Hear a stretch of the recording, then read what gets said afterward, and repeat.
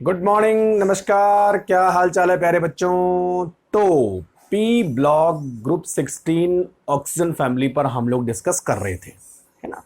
और दो लेक्चर हम इसमें डिलीवर कर चुके हैं। दो लेक्चर में काफ़ी कुछ चीज़ें आपने सीख ली होगी है। कौन कौन सी एलिमेंट है, उनकी फिजिकल प्रॉपर्टी क्या है, उनकी केमिकल प्रॉपर्टी क्या है। इससे जस्ट पिछले वाले लेक्चर में हमने हाइड्राइड, हैलाइड, ऑक्साइड, उनकी चीज़ों के बारे में डिस्कस किया था कि कैसे कैसे उनकी प्रॉपर्टी ऊपर से नीचे चेंज होती है। तो बहुत सारी चीज़ें आपने दो लेक्चर में सीख ली है ना। अब हम इंडिविजुअल इनके मॉलिक्यूल के बारे में डिस्कस करेंगे। जैसे हम लोग ऑक्सीजन के बारे में डिस्कस करेंगे, सल्फर डाइऑक्साइड के बारे में डिस्कस करेंगे, ओजोन के बारे में डिस्कस करेंगे। इंडिविजुअल मॉलिक्यूल आते जाएंगे। बेसिक चीज़ें हमने सीख ली है। क्लियर। अब मॉलिक्यूल और उनकी property, chemical property, physical property, इन सब के बारे में पढ़ेंगे, है ना। तो आज के वीडियो में हम दो चीजों पर डिस्कस करने वाले हैं। एक तो हम पढ़ेंगे डाई ऑक्सीजन के बारे में और दूसरा हम पढ़ेंगे ऑक्साइड्स के बारे में। इन खासकर मैं ऑक्साइड के बारे में ज्यादा जोर दूंगा क्योंकि ऑक्साइड से काफी सारे क्वेश्चन कॉम्पिटिटिव एग्जाम में पूछे जाते हैं, है ना। तो चलो पहले देख लेते हैं डाई ऑक्सीजन के बारे में, देन ऑक्साइड के बारे में। तो चलिए बच्चों, सबसे पहले आप हेडिंग लगाएंगे डाई ऑक्सीजन। डाई ऑक्सीजन, है ना। अच्छा, हम सब लोग जानते हैं कि जो डाई ऑक्सीजन है कहां मिलती है, सबसे ज्यादा एयर में मिलती है ना। तो in the air it present in 21% as a volume. Clear. अच्छा, आप क्या पढ़ेंगे किसी मॉलिक्यूल के बारे में। देखो, प्रिपरेशन पढ़ते हैं, फिजिकल प्रॉपर्टी पढ़ते हैं, केमिकल प्रॉपर्टी पढ़ते हैं, यूजेस पढ़ते हैं। यानी चार चीजों पर हम लोग डिस्कस करने वाले। ये मैंने पहले आपको बता दिया है। जब भी किसी मॉलिक्यूल को हम लेंगे उसके बारे में क्या डिस्कस करेंगे, ये चार चीजें, है ना। अच्छा, डाई ऑक्सीजन का फॉर्मूला तो सबको मालूम होना ही चाहिए भाई, O2। तो सबसे पहले बच्चों डिस्कस करते हैं प्रिपरेशन, कैसे बनाओगे। तो सबसे पहला मेथड है, अगर हम कुछ ऑक्साइड्स होते हैं ना, मेटल या नॉन मेटल के ऑक्साइड होते हैं, उनको अगर हम यहां पर डिकम्पोज करें तो हमें क्या मिलता है, ऑक्सीजन मिलता है। ठीक है। सपोज हमारे पास है बच्चों KClO3। ठीक। अच्छा, KClO3 को अगर हम डिकम्पोज करें, हीट करें, तो यहां पे हमें मिलता है 2KCl प्लस 3O2। देखो ऑक्सीजन मिल गया ना। और ये लेबोरेटरी मेथड है। कौन सा मेथड है, लेबोरेटरी मेथड। ठीक है बच्चों, हो जाएगा। दूसरा, अगर हम, अच्छा, KClO3 को क्या बोलते हैं मालूम है सबको, this is potassium chlorate. Potassium chlorate, है ना बच्चों। दूसरा हमारे पास है BaO2, दिस इज बेरियम पर ऑक्साइड। बेरियम पर ऑक्साइड, है ना। तो बेरियम पर ऑक्साइड को भी अगर हम हीट करें, इसके दो मॉलिक्यूल लेंगे तो हमें मिलता है बच्चों बेरियम ऑक्साइड प्लस O2। तो कितने O2 हैं, 2 O2 मिले। इधर एक O2 हमें मिलेगा। तो ये एक मेथड है। ठीक है। इसमें लैब मेथड ये ध्यान देना, पोटेशियम क्लोरेट वाला। समझ में आ गया। अच्छा, दूसरे मेथड की तरफ हम चलते हैं। अगर बच्चों मेटल ऑक्साइड्स, कुछ मेटल ऑक्साइड्स हमारे पास हैं, अगर हम उन मेटल ऑक्साइड्स को हीट करें तो वो क्या करेंगे, मेटल को अलग कर देंगे और ऑक्सीजन हमें दे देंगे। तो यही करेंगे। तो सेकंड मेथड क्या लिखेंगे, डिकम्पोजिशन ऑफ मेटल ऑक्साइड्स, है ना। और आपने मेटलर्जी में पढ़ा होगा, ये जिन बच्चों ने मेटलर्जी चैप्टर पढ़ दिया होगा उनको पता होना चाहिए। फॉर एग्जांपल देखो, जैसे हमारे पास है Ag2O, है ना। अच्छा, Ag2O को अगर हम हीट करें तो हमें मिलेगा बच्चों Ag अलग हो जाएगा एंड O2। क्लियर। उसी तरह मर्क्यूरिक ऑक्साइड HgO, इसको अगर हम हीट करें तो मर्क्यूरी अलग हो जाएगा प्लस O2 हमें मिल जाएगा। तो मेटल ऑक्साइड को बस हम जस्ट हीट कर रहे हैं। ठीक है, ऑक्सीजन को वो छोड़ दे रहा है। अच्छा, लेड ऑक्साइड आपने पढ़ा होगा, Pb3O4, है ना। अच्छा, Pb3O4 को हीट करें तो यहां पर 3 लगा दो, तो ये आ जाएगा बच्चों लेड ऑक्साइड प्लस 6, 12 है ना, तो 6 इधर चले गए और 6 इधर आ गए, हो गया। उसी तरह दूसरा हमारे पास है PbO2, है ना, तो गरम करो तो 2PbO प्लस O2, सिंपल है ना। तो हमने कुछ नहीं किया, यहां पर हमने मेटल ऑक्साइड्स को हीट किया और सीधे हमें क्या मिला, कुछ मेटल अलग हो गए प्लस ऑक्सीजन, जिसमें कि अगर इस तरह के ऑक्साइड को हम देखते हैं तो छोटे ऑक्सीडेशन स्टेट का ऑक्साइड बनता है ना, प्लस ऑक्सीजन गैस लेवल। तो फटाफट से नोट करो इसको, है ना बच्चों। 2 और मेथड है इसमें, वो भी हम डिस्कस करेंगे। तो ये 2 हमने डिस्कस कर लिए हैं। अब बच्चों देखो, अगर आपको ऑक्सीजन बनाना है तो आप और भी तरीके इस्तेमाल कर सकते हैं, जैसे हाइड्रोजन परऑक्साइड को अगर हम हीट करें तो वो भी हमें क्या देता है, ऑक्सीजन देता है। वाटर को अगर हम इलेक्ट्रोलाइसिस करें वो भी हमें ऑक्सीजन देता है। और अगर एयर में भी ऑक्सीजन बहुत सारी अमाउंट में प्रेजेंट होता है, 21%, वहां से भी हमें ऑक्सीजन मिल सकता है। तो 3 और मेथड हमारे पास है। तो तीसरा मेथड है बच्चों हमारे पास, अगर हम हाइड्रोजन परऑक्साइड को क्या करें, हीट करें, तो हमें मिलता है, एक तो वाटर मिलता है और दूसरा O2 मिलता है। तो बैलेंस कैसे करोगे, ऐसे, है ना, ये हो गया, ठीक है। चौथा मेथड हमारे पास है फ्रॉम इलेक्ट्रोलाइसिस ऑफ वाटर का इलेक्ट्रोलाइसिस करें, ठीक है, तो H2O और यहां पे हम करने वाले हैं इलेक्ट्रोलाइसिस, ठीक है। तो बच्चों हमें क्या मिलेगा, एक तो हमें मिलेगा हाइड्रोजन और दूसरा हमें मिलेगा ऑक्सीजन, है ना। तो 2 मॉलिक्यूल इसके ले लो, तो ये हो जाएगा, ये हमें मिलता है कैथोड पर और ये हमें मिलता है एनोड पर, है ना। अच्छा, ये जो मेथड है ना इलेक्ट्रोलाइसिस ऑफ मेथड, ये लार्ज स्केल में अगर आपको O2 बनाना है, ज्यादा मात्रा में अगर O2 बनाना है तो इसका आप यूज करोगे। ये पिछले वाले जो मेथड थे वो स्मॉल स्केल में O2 को बनाने के, ठीक है। और यहां पर एक और मेथड आता है फ्रॉम एयर, ठीक है। तो मैंने आपको नाइट्रोजन के मेथड ऑफ प्रिपरेशन में बताया था कि एयर से हम जो है नाइट्रोजन को कैसे सेपरेट करते हैं। तो अगर बच्चों हम नाइट्रोजन को सेपरेट कर सकते हैं तो उसी तरीके से हम O2 को भी सेपरेट कर सकते हैं। देखिए कैसे, जो हमारे एयर होती है उसमें बहुत सारी गैसेस होती हैं, जिसमें सबसे ज्यादा परसेंटेज O2 और N2 का होता है, मैंने बताया था आपको, है ना।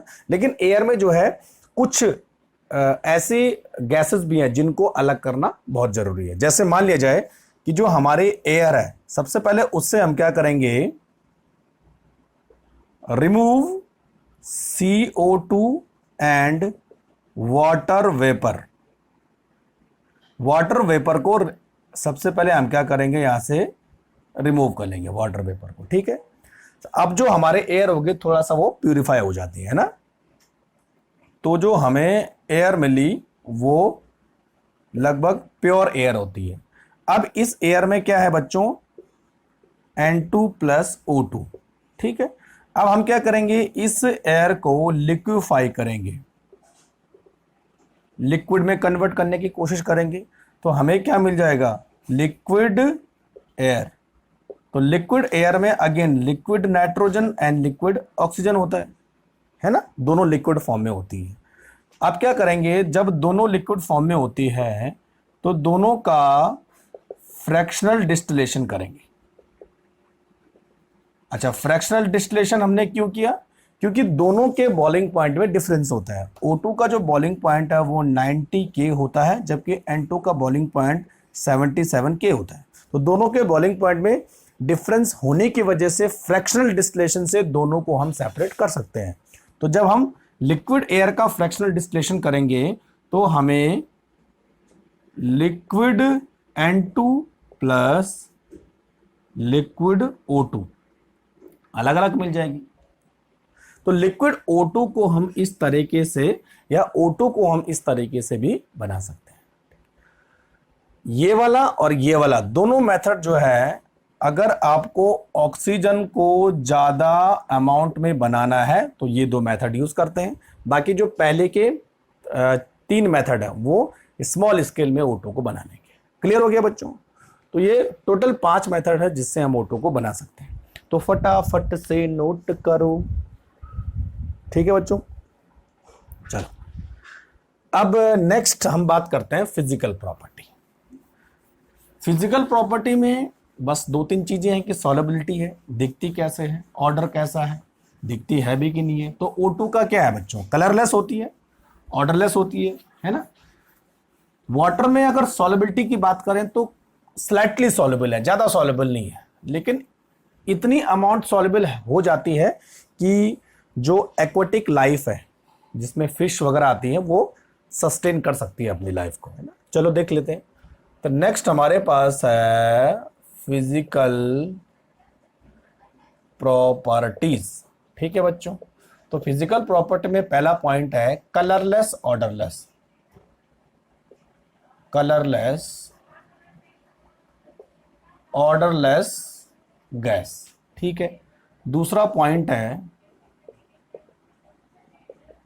Slightly soluble in water but it is sufficient. जितनी भी सॉल्युबल हो रही है वो इतनी काफी है कि जो मरीन और एक्वेटिक एनिमल है वो अपनी लाइफ को सस्टेन कर सके, है ना। तो slightly soluble in water but it is sufficient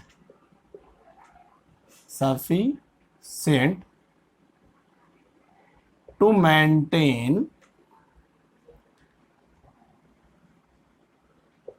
marine and aquatic life। Clear? क्योंकि बहुत सारे जलीय जंतु जो पानी में रहते हैं उनके लिए भी ऑक्सीजन चाहिए, है ना। तो वो कहां से लेंगे? जो वाटर में सॉल्युबल ऑक्सीजन होगी उसको रेस्पिरेशन करेंगे, ठीक है बच्चों। तीसरी चीज, जो हमारे पास O2 है उसका बॉइलिंग पॉइंट कितना होता है? The boiling point of O2 is 90 K, ठीक है। और फ्रीजिंग पॉइंट कितना होता है? इट फ्रीज एट 55 K, है ना। चलो अच्छा, जो हमारे पास ऑक्सीजन है उसके जो आइसोटोप्स होते हैं वो 3 आइसोटोप्स होते हैं और तीनों के तो स्टेबल आइसोटोप्स होते हैं ना। तो हम यहां पर लिखेंगे 3 stable isotopes, O16, O17, O18, है ना। क्लियर? और एक और पॉइंट आ जाएगा, जो O2 है वो पैरामैग्नेटिक बिहेवियर शो करती है।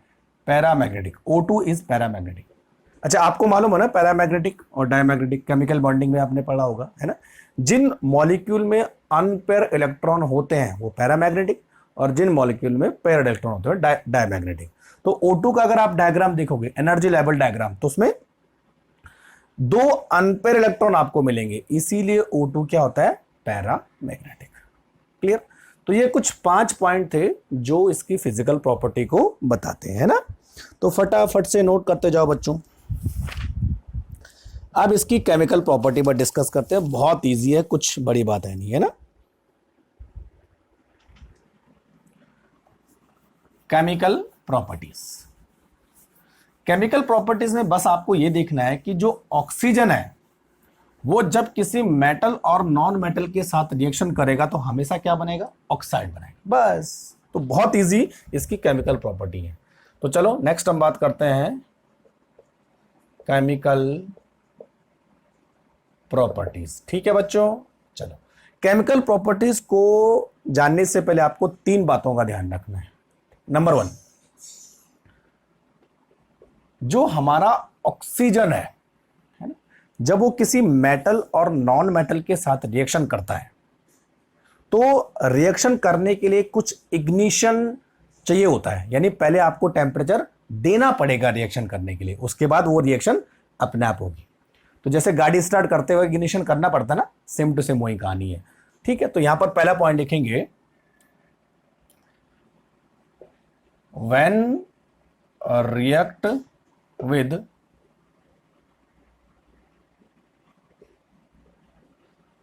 metals and non-metal, when react with metals and non-metal, some initiation required to carry the reaction.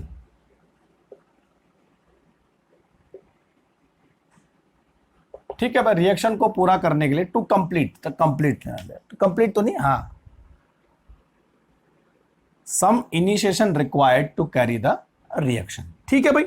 अच्छा, ऐसा क्यों हमें शुरू में इग्निशन की जरूरत पड़ती है या इनिशिएशन की जरूरत पड़ती है या हमें टेम्परेचर देने की जरूरत पड़ती है? Reason, the bond enthalpy of oxygen is very high, और ये होते बच्चों 493.4 किलो जूल पर मोल, इतनी बॉन्ड एंथैल्पी होती है। तो पहले हमें ऑक्सीजन के बॉन्ड को तोड़ना पड़ेगा और उसको तोड़ने के लिए हमें एनर्जी चाहिए, इसीलिए इनिशिएशन जरूरी है ऑक्सीजन के साथ रिएक्शन करने के लिए, किसी मेटल को और नॉन मेटल को। क्लियर? पॉइंट नंबर 2, जब कोई मेटल और नॉन मेटल ऑक्सीजन के साथ रिएक्शन करता है तो उस रिएक्शन को हम क्या बोलते हैं? Combustion reaction. मालूम है ना आपको? कंबशन मतलब रिएक्शन विद ऑक्सीजन। ठीक है, और बच्चों जितनी भी कंबशन रिएक्शन होती है वो कैसी होती है? एक्सोथर्मिक। वहां पर टेम्परेचर यानी जो एनर्जी है या जो हीट है वो रिलीज होती है ना? तो the reaction with oxygen are always exothermic, है ना बच्चों? हमेशा टेम्परेचर राइज होता है यानी हीट जनरेट होती है। क्लियर? और तीसरी जो हमारे पास रिएक्शन होती है, तीसरा जो इंपॉर्टेंट पॉइंट हमारे पास है, जो हमारा ऑक्सीजन है वो लगभग सभी मेटल और नॉन मेटल के साथ रिएक्शन करता है, कुछ को छोड़ के, कुछ एक्सेप्शन है तो वो ध्यान में रखना है ना। तो oxygen react with almost all metals and non metal, सबके साथ, मोस्ट ऑफ मेटल और नॉन मेटल के साथ रिएक्शन करता है, लेकिन किन मेटल के साथ रिएक्शन नहीं करता? नोबल मेटल के साथ। नोबल मेटल, सॉरी क्या बोलेंगे इनको, हाँ, it does not react with, noble metal ही बोलते हैं उनको ना, एक्सेप्ट नोबल मेटल, जैसे प्लेटिनम एंड गोल्ड। ठीक है, एंड नोबल गैसेस। तो जनरली बच्चों जो हमारा ऑक्सीजन है वो सब मेटल और नॉन मेटल के साथ रिएक्शन करेगा, इनको छोड़कर। प्लेटिनम और गोल्ड के साथ रिएक्शन नहीं करता और नोबल गैसेस के साथ रिएक्शन नहीं करता है ना? तो ये कुछ इंपॉर्टेंट पॉइंट है जो केमिकल प्रॉपर्टीज में आपको ध्यान में रखने हैं। ठीक है, क्लियर? कि भाई एक्सोथर्मिक होता है, इनिशिएशन की रिक्वायरमेंट होती है और मोस्ट ऑफ मेटल और नॉन मेटल के साथ रिएक्शन करता है, कुछ को छोड़कर। क्लियर? आप देखते हैं कौन कौन सी रिएक्शन होती है। तो जैसा मैंने आपको बोला था कि बच्चों जब ये मेटल और नॉन मेटल के साथ रिएक्शन करता है तो हमेशा क्या बनाता है? ऑक्साइड बनाता है। तो बस वही रिएक्शन करती है। इट रिएक्ट विद, क्या लिखा होगा? With metal and non metal. ठीक है, ऑलवेज प्रोड्यूस देयर ऑक्साइड्स, हमेशा उनके ऑक्साइड बनाएंगे। ठीक है, जैसे फॉर एग्जांपल कैल्शियम के साथ रिएक्शन करना है तो क्या बनेगा, सॉरी, कैल्शियम ऑक्साइड। तो यहां 2 रखो, यहां 2 रखो, बैलेंस। उसी तरह अगर ये एल्यूमिनियम के साथ रिएक्शन करेगा तो क्या बनेगा, एल्यूमिनियम के ऑक्साइड। तो यहां 6, 3 एंड 4 है ना। तो बैलेंस आप कर लो, पहले ऑक्साइड का फॉर्मूला लिख लो, उसके बाद बैलेंस करना आसान हो जाएगा, है ना। तो यहां 4 मॉलिक्यूल आ जाएंगे, क्लियर। अच्छा, किसी नॉन मेटल के साथ रिएक्शन करेगा, जैसे कार्बन के साथ रिएक्शन करता है तो कार्बन डाइऑक्साइड, ठीक है भाई। इसी तरह जो है अगर फास्फोरस के साथ रिएक्शन करेगा तो फास्फोरस के ऑक्साइड, है ना। तो यहां 5 लगाओ, क्लियर। तो मेटल और नॉन मेटल के साथ रिएक्शन करके उसके ऑक्साइड बनाता है, ठीक है। अच्छा, जो ऑक्सीजन है वो अगर हाइड्रोकार्बन के साथ रिएक्शन करेगा तो कंबशन रिएक्शन होगी, क्या बनेगा बच्चों, पानी और CO2 बनेगा, है ना। तो यहां 2 लगाओ, 4 हो गया, CO2 कितने हो गए, 4, 2 यहां लगा दो, है ना। अच्छा, अगर ये SO2 के साथ रिएक्शन करेगा तो क्या बनेगा, SO3। और यहां पर बच्चों एक कैटलिस्ट यूज होता है V2O5। ये रिएक्शन आपने कहां पढ़ी है, ये रिएक्शन आपने पढ़ी होगी ओस्टवाल्ड प्रोसेस में, जहां ओस्टवाल्ड नहीं, सॉरी, ये रिएक्शन आप अभी आगे पढ़ोगे जहां पर हम लोग कांटेक्ट प्रोसेस में H2SO4 की सिंथेसिस करेंगे, क्लियर, अभी आएगी बात में, वहां पर तुम नाइट्रिक एसिड बनाते हैं ना। अच्छा, एक और रिएक्शन है जहां पर अगर HClO2 के साथ रिएक्शन करता है तो बच्चों यहां पर हमें मिलता है H2O और Cl2, ठीक। तो कितने हो गए, यहां पर 2 लगा दो, है ना, 4 और 2Cl2, क्लियर। तो बस आपको यह देखना है कि मेटल और नॉन मेटल के साथ उनके ऑक्साइड बनाता है ना। हाइड्रोकार्बन के साथ भी उसको डिग्रेड करके H2 और CO2 में कन्वर्ट करता है। SO2 हो तो उसका अगेन ऑक्सीडेशन होता है, सल्फर ट्राइऑक्साइड बनता है ना। और यहां पर अगर HCl के साथ रिएक्शन करता है तो उसका भी ऑक्सीडेशन करता है। यहां पर Cu2Cl2 एक कैटलिस्ट यूज करते हैं, है ना। अच्छा, आपने कुछ मेटलर्जिक प्रोसेस पढ़ी होंगी। अगर मैं जिंक सल्फाइड के O2 के साथ रिएक्शन करता हूं तो क्या बनेगा बच्चों, zinc oxide plus sulphur dioxide. तो 2 कितने हो रहे हैं, SO2, ZNO और SO2 3 हो रहे हैं ना। हाँ, तो 4, 2 नहीं 6, तो 3 लगाओ यहां पर, है ना, बस हो गया। तो इस तरह से बच्चों हमारे पास क्या बनता है, मेटल के ऑक्साइड। तो देखो बहुत सिंपल रिएक्शन है, कुछ ज्यादा इसमें करना नहीं है, बस आपको याद रखना है कि हमेशा ऑक्साइड बनाना है बस, ठीक है, क्लियर। तो ये सारी की सारी हमारे पास केमिकल प्रॉपर्टीज ऑफ किसकी है, ऑक्सीजन की, क्लियर। चलिए नेक्स्ट, लास्ट हम बात करते हैं इसके यूजेस की। ऑक्सीजन जनरली हमें कहां काम आती है, रेस्पायरेशन में। बिना ऑक्सीजन के हम 2 मिनट भी नहीं रह सकते, है ना। तो सांस लेने के लिए ऑक्सीजन बहुत जरूरी है। और बच्चों जहां जहां फायर होती है, यानी जहां आग जलती है, वहां भी ऑक्सीजन है। तो बहुत सारी ऐसी प्रोसेस है जहां ऑक्सीजन की रिक्वायरमेंट होती है, तो उसी पर डिस्कस करेंगे। नंबर 1, तो नंबर 1 है, एक तो नॉर्मल रेस्पायरेशन में, नॉर्मल रेस्पायरेशन में, और दूसरा आर्टिफिशियल रेस्पायरेशन में, आर्टिफिशियल रेस्पायरेशन में, है ना। अब देखो आर्टिफिशियल रेस्पायरेशन में कहां कहां जरूरत पड़ती है। तो आर्टिफिशियल रेस्पायरेशन में बच्चों नंबर 1 यहीं पे लिख रहा हूं मैं ना। आर्टिफिशियल रेस्पायरेशन में एक तो हॉस्पिटल्स में जरूरत पड़ती है ना। आजकल कोरोना चल रहा है, आपको पता है, कोरोना में ऑक्सीजन लेवल कम हो जाता है, तो वहां पे हमें ऑक्सीजन सिलेंडर में पेशेंट को ऑक्सीजन देनी पड़ती है, ठीक है। तो ऑक्सीजन सिलेंडर जो होता है उसमें क्या भरा होता है, ऑक्सीजन भरी होती है, तो वहां पर भी काम आते हैं। बहुत सारे सर्जिकल प्रोसीजर होते हैं जहां पर पेशेंट को ऑक्सीजन यानी आर्टिफिशियल रेस्पायरेशन की जरूरत पड़ती है, तो वहां पर हमें O2 देनी पड़ती है, तो हॉस्पिटल में इस तरह काम आता है। दूसरा, आपको पता है जो एवरेस्ट की चढ़ाई करते हैं ना, और जैसे जैसे हम ऊपर जाते हैं तो ऑक्सीजन लेवल कम होता जाता है, तो वहां पर वो ऑक्सीजन सिलेंडर को लेके चलते हैं। तो हम लिखेंगे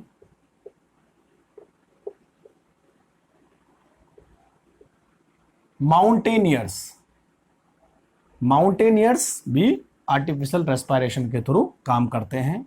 तीसरा डीप सी डाइवर्स, है ना, यानी जो गोताखोर होते हैं, जो समुद्र के नीचे जाते हैं, ठीक है, उनको भी किसकी जरूरत पड़ती है? आर्टिफिशियल रेस्पिरेशन की जरूरत पड़ती है। तो हॉस्पिटल्स, माउंटेनियर्स और डीप सी डाइवर्स, ठीक। तो ये ऑक्सीजन का काम है। दूसरा, आपको पता है मेटलर्जिक प्रोसेस में जो ऑक्सीजन है वो मेटल के एक्सट्रैक्शन में हेल्प करती है। यानी हमारे पास कोई ओर होता है, उस ओर को पहले हम ऑक्सीजन के साथ ट्रीट करते हैं, उसके ऑक्साइड बनाते हैं, फिर उसको गर्म करते हैं तो ऑक्सीजन निकल जाती है, मेटल हमें प्योर फॉर्म में मिलता है ना। तो नेक्स्ट हमारे पास है इन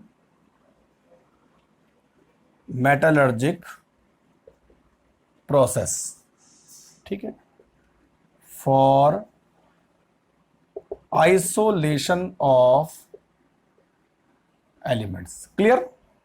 तीसरा, आपको पता है जो इसरो का रॉकेट जाता है ना ऊपर स्पेस प्रोग्राम में, वो जो रॉकेट होता है उसके अंदर फ्यूल कौन सा भरा होता है? उसके अंदर होता है ऑक्सीजन लिक्विड फॉर्म में और हाइड्रोजन लिक्विड फॉर्म में। तो लिक्विड ऑक्सीजन वहां पर एज ए फ्यूल काम करता है। Liquid oxygen as fuel in rocket, है ना। ये दिवाली वाला रॉकेट नहीं बोल रहा हूं मैं। 4, ठीक है। अच्छा, वेल्डिंग और मेटल को कट करने के, मेटल को जोड़ना और मेटल को कट करने में भी ऑक्सीजन का काफी इंपॉर्टेंट रोल होता है, ठीक है। In cutting and welding of metals.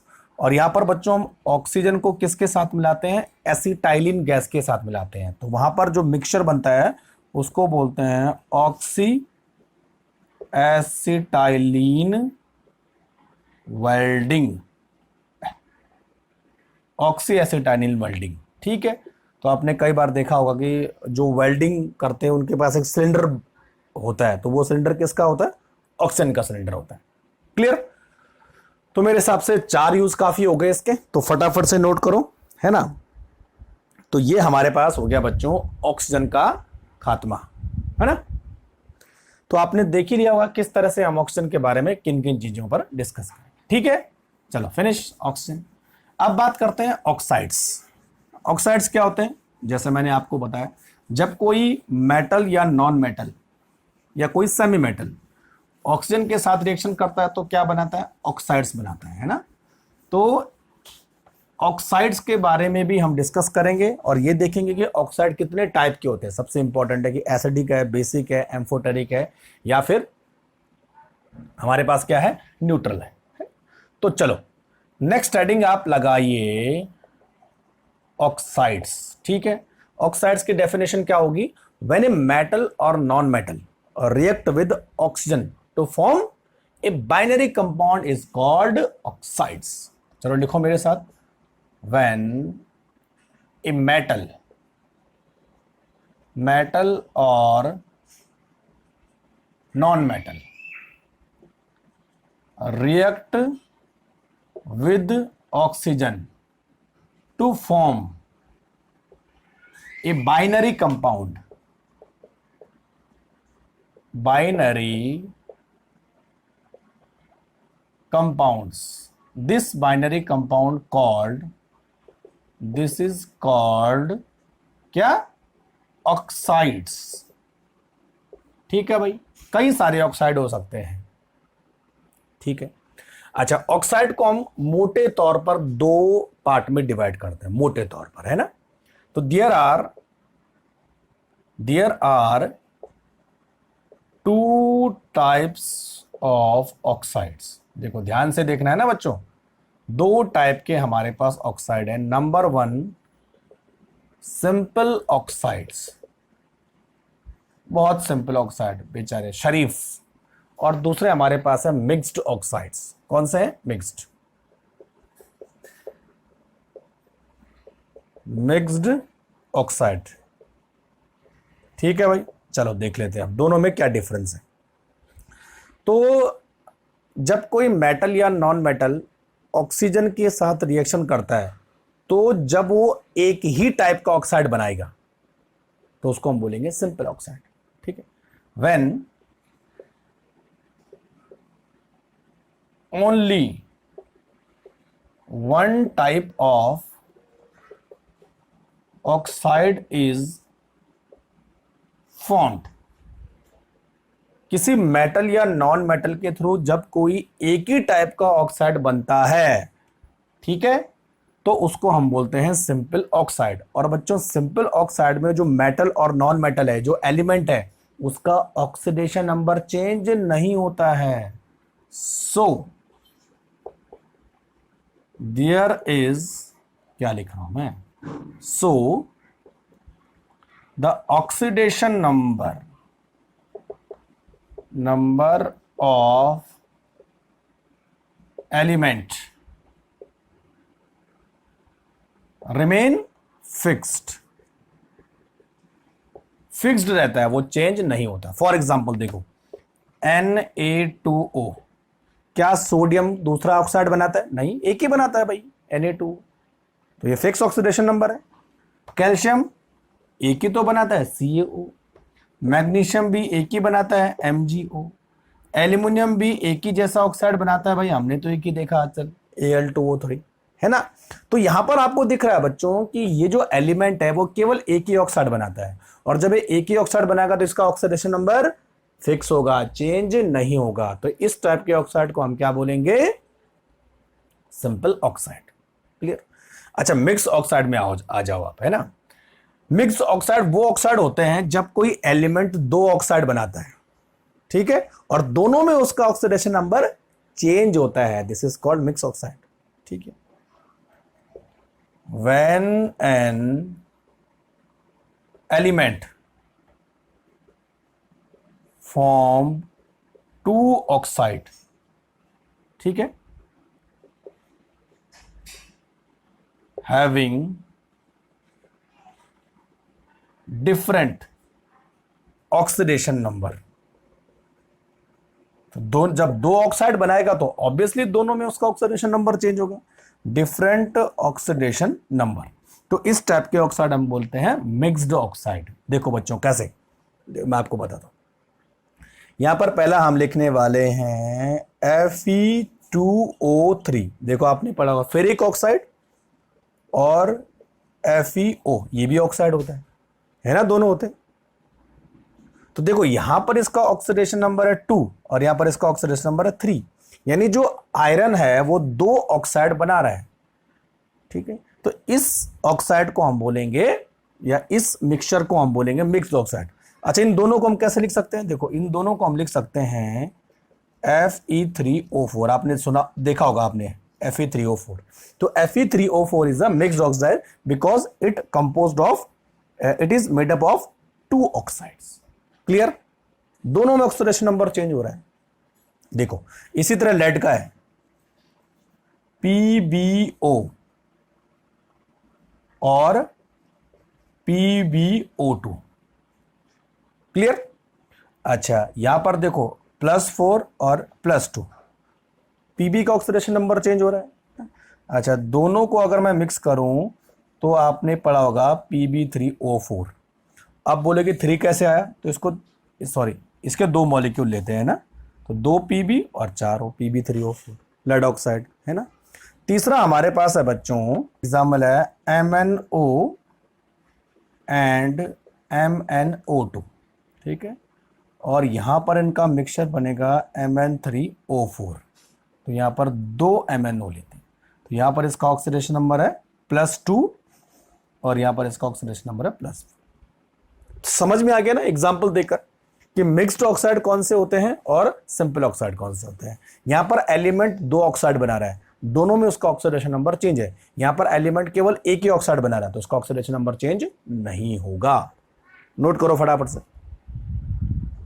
ठीक है। नेक्स्ट हम बात करते हैं बच्चों, सिंपल ऑक्साइड को हम किस तरह से और क्लासिफाई कर सकते हैं।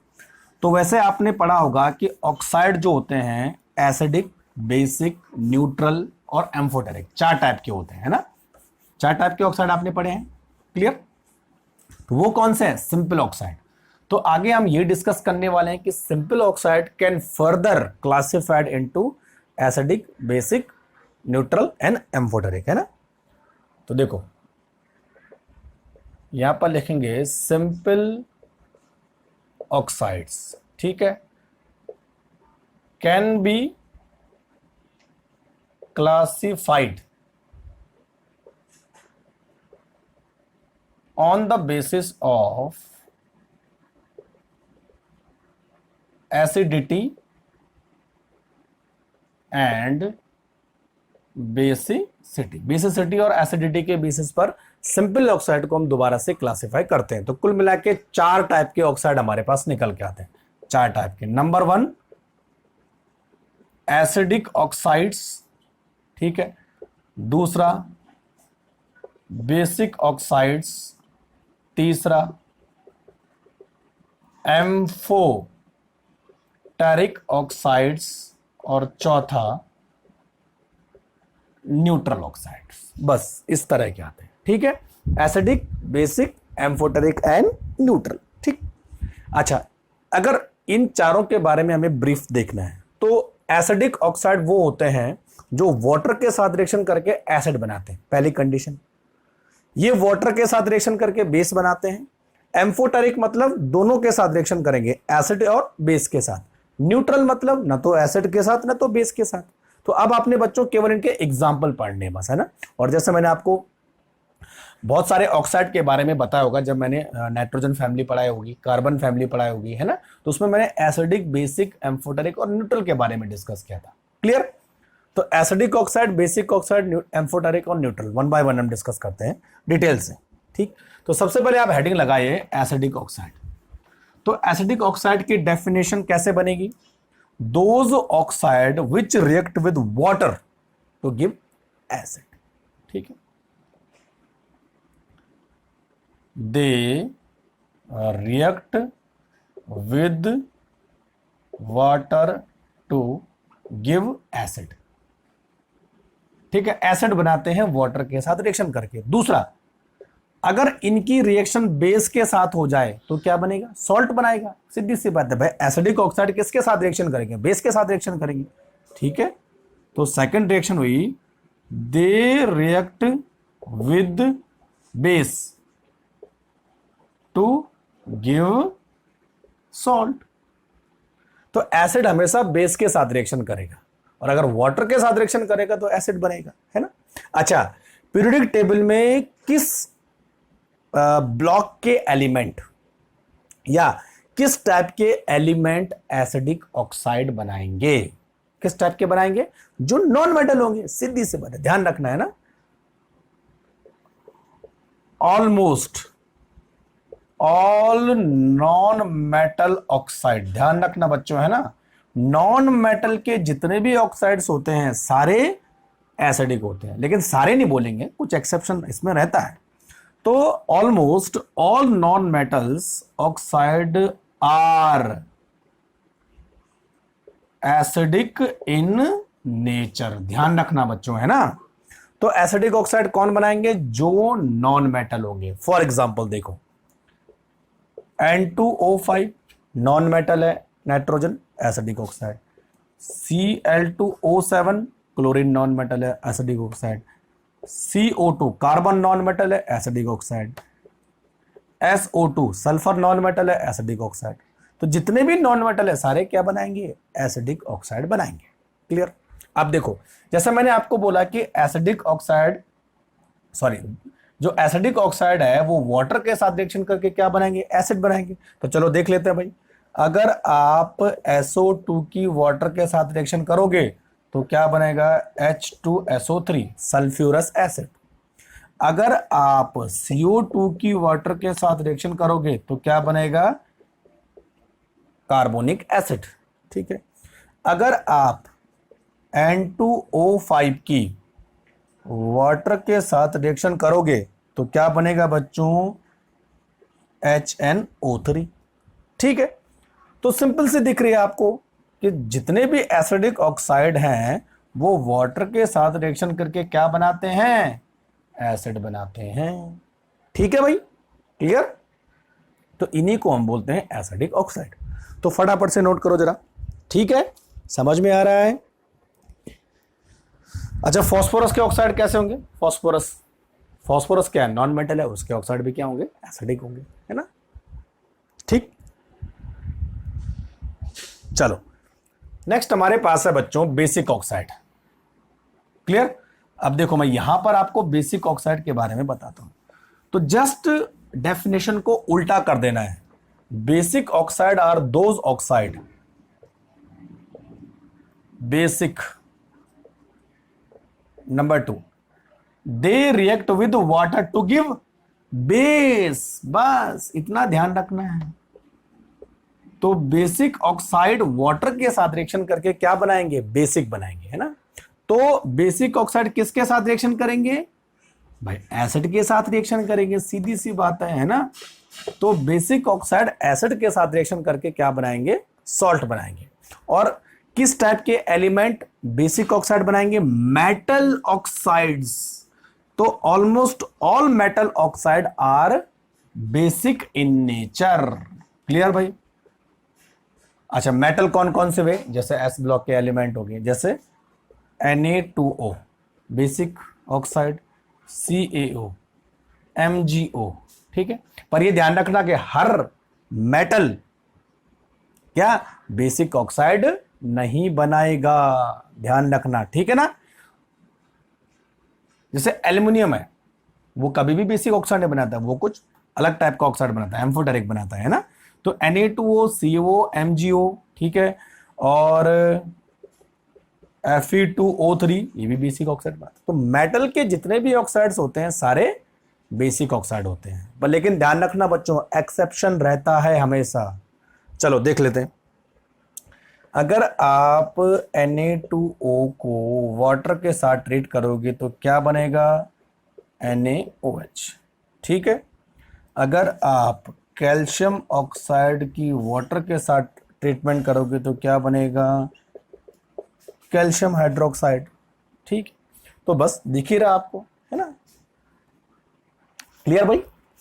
तो कुछ ज्यादा इसमें दिमाग लगाने की जरूरत नहीं, बस पीरियोडिक टेबल में आपने पढ़ा होगा पहले भी बस। ठीक है बच्चों, चलो नेक्स्ट हमारे पास है एम्फोटेरिक। एम्फोटेरिक वो ऑक्साइड होते हैं जो, एम्फो का मतलब होता है दोनों, यानी जो एसिड के साथ और बेस के साथ रिएक्शन करेंगे। ठीक, तो तीसरे ऑक्साइड हमारे पास है amphoteric oxide. They react with both acid as well as base, तभी तो उनको एम्फोटेरिक बोलते हैं।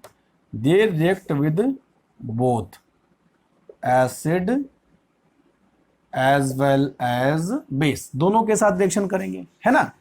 अच्छा, एम्फोटेरिक कौन कौन से मेटल के ऑक्साइड होंगे? देखो ये याद रखना आपको। एक तो एल्युमिनियम के ऑक्साइड एम्फोटेरिक होते हैं, जिंक के ऑक्साइड एम्फोटेरिक होते हैं, लेड के ऑक्साइड एम्फोटेरिक होते हैं, टिन के ऑक्साइड एम्फोटेरिक होते हैं। क्लियर? तो एल्युमिनियम, जिंक, लेड, टिन, इसके ऑक्साइड क्या होंगे? एम्फोटेरिक। बाकी और भी होते हैं, लेकिन मैंने कुछ आपको एग्जाम्पल दिए हैं। ठीक है, जैसे अगर मैं बात करूं Al2O3, ठीक है, ZnO, PbO, SnO2, तो ये क्या है? सारे के सारे एम्फोटेरिक ऑक्साइड है। चलो Al2O3 का एग्जाम्पल हम लेते हैं। Al2O3 plus 6HCl plus 9H2, balance करने के लिए मैंने पहले लिख दिया यहां पर, है ना? ठीक है, तो यहां पर बनने वाला है बच्चों AlH2O का 6 और 2 यहां लगा दो, एक कॉम्प्लेक्स कंपाउंड बनेगा 3 प्लस और 6Cl माइनस लगा दो, तो 9 दूनी 18, 6 24, 6 दूनी 12, तो 24 हो गया, 2Al हो गया है ना, 9 और 3 12 12, ठीक है, बैलेंस हो गया। तो बच्चों यहाँ पर जो एल्यूमिनियम ऑक्साइड है वो एसिड के साथ रिएक्शन कर रहा है, ठीक है। अब देखते हैं एल्यूमिनियम ऑक्साइड के बेस के साथ रिएक्शन करा के, Al2O3 प्लस NaOH, तो यहाँ पर 6 NaOH लेंगे और यहाँ पर हम लेने वाले हैं बच्चों 3H2, वाटर भी जरूर चाहिए होगा है ना। तो यहाँ पर हमारे पास एक कंपाउंड बनेगा Na3 और 2 लगाओ AlOH का 6, ठीक है। तो सोडियम 6 हो गए, एल्यूमिनियम 12, कितने हो गए, 2 एल्यूमिनियम, हाँ 2 एल्यूमिनियम है ना, 2 एल्यूमिनियम है। तो 3 और 3 6, 6 ऑक्सीजन है, 6 ऑक्सीजन है, करेक्ट। 12 ऑक्सीजन होने चाहिए, 6 और 6 12, यस ठीक है। हाइड्रोजन कितने होने चाहिए, 12, तो 6 और 6 12, करेक्ट। तो ये हमारे पास एक कंपाउंड मिल गया है ना। तो बच्चों देखो ये क्या है, बेस है, तो एल्यूमिनियम ऑक्साइड बेस के साथ भी रिएक्शन कर रहा है और एसिड के साथ भी रिएक्शन कर रहा है, इसीलिए एल्यूमिनियम के ऑक्साइड क्या होते हैं, एम्फोटेरिक होते हैं। और ग्रुप 13 एलिमेंट जब मैं पढ़ा रहा था तो शायद मैंने आपको इस टाइप की रिएक्शन बताई भी होंगी, ठीक है। तो ये हो गया हमारे पास एम्फोटेरिक ऑक्साइड, तो नोट करो फटाफट से। अब लास्ट हम डिस्कस करते हैं बच्चों इसमें न्यूट्रल ऑक्साइड है ना। तो न्यूट्रल ऑक्साइड वो ऑक्साइड होते हैं जो न तो एसिड के साथ रिएक्शन करते हैं ना बेस के साथ रिएक्शन करते हैं, और बस आपको उनके एग्जाम्पल याद रखने हैं, ठीक।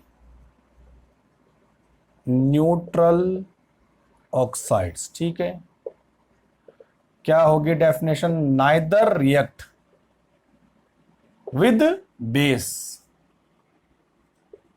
नॉर एसिड, न तो बेस के साथ न तो एसिड के साथ रिएक्शन करते हैं। कौन कौन से देखो, N2O nitrous oxide, CO carbon monoxide, ठीक है, H2O is also neutral oxide, ठीक है बच्चों, और चौथा होता है NO। बस इन चारों के नाम याद रख लो, क्लियर।